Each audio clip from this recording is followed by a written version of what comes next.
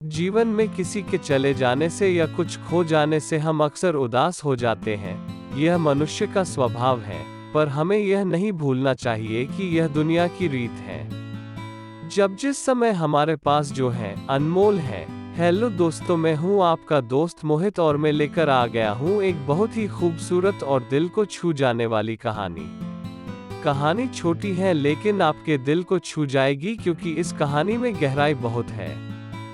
यह कहानी है आरूही और एक गुड़िया की, जो एक छोटी लड़की ऊपर लिखी हुए है।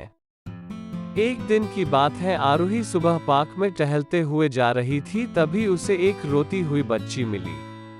आरूही ने उससे रोने का कारण पूछा तो लड़की ने बताया कि वह जिस गुड़िया से खेल रही थी वह इसी पार्क में कहीं खो गई है। आरूही ने उस बच्ची को उसकी गुड़िया ढूंढ लाने का आश्वासन दिया, जिससे वो बच्ची चुप हो गई। आरूही ने गुड़िया ढूंढने के लिए समय मांगी और फिर दूसरे दिन गुड़िया लाने का वादा करके वहां से चली गई। पर गुड़िया ना तो आरूही को मिली और ना ही उस बच्ची को। आरूही ने गुड़िया की तरफ से एक काल्पनिक पत्र उस बच्ची को लिखी और जब वो बच्ची पार्क में गुड़िया पाने की आशा में आई तो आरूही ने वो पत्र उस बच्ची को पढ़कर सुनाया।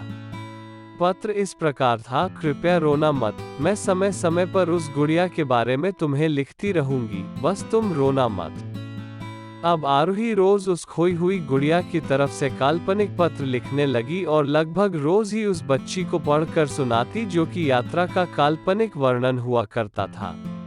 आरूही ने इस काल्पनिक लेकिन रोचक वर्णन ने उस बच्ची को रोने नहीं दिया। वो खुशी खुशी अपनी गुड़िया की घुमक्कड़ी के किस्से सुनाने लगी। अब वो खुश रहने लगी। वर्षों बाद जब वो बच्ची बड़ी हो गई तो एक दिन वो अपनी अलमारी में कुछ ढूंढ रही थी तो उसका ध्यान उसी गुड़िया पर गया जो आरूही ने उसे दी थी। बचपन की बातें याद करके वो हंसने लगी। उसे सब समझ आ चुका था कि आरूही ने कैसे उसका मन रखा। उसे उस गुड़िया पर फिर प्यार आने लगा। वो उसे बड़े गौर से देखने लगी। तभी उसकी नजर गुड़िया की फ्रॉक की आस्तीन में छुपे एक छोटे से पत्र पे गई।